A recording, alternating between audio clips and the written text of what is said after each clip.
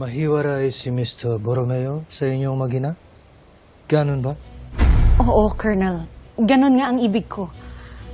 Kapag nailayo nyo sa amin ni Teresita si Julio, wala nang makahahadlang pa sa mga pasya ko patungkol sa aking anak. Madali ko na siyang may pagkakasundo sa inyo. Bakit tira pinagkakanuro ninyo ang inyong asawa, Mrs. Borromeo?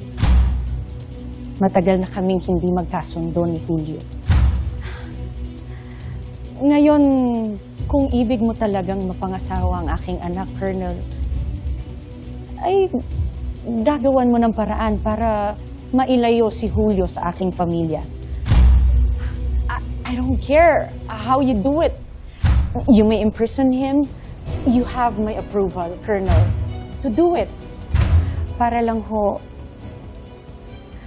mawala sa aming pamilya. Sa aming magnanay si Julio.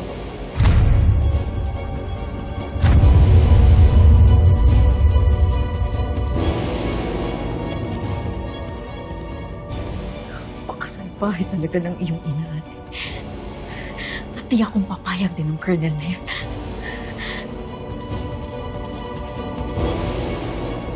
Paumanhin, Mrs. Borromeo, ngunit hindi ko mapagbibigyan ng inyong nais.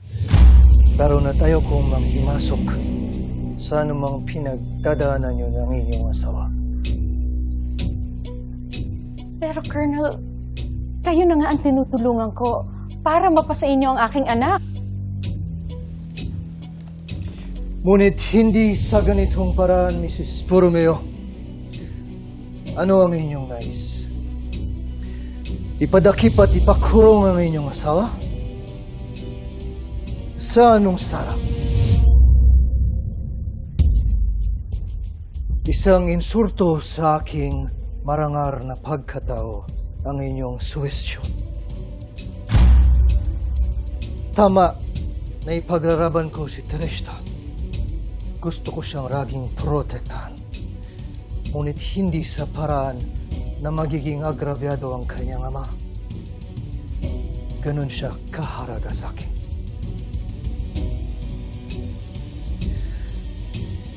Ngayon, kung wala na kayong sasabihin, ako'y magpapaalam ng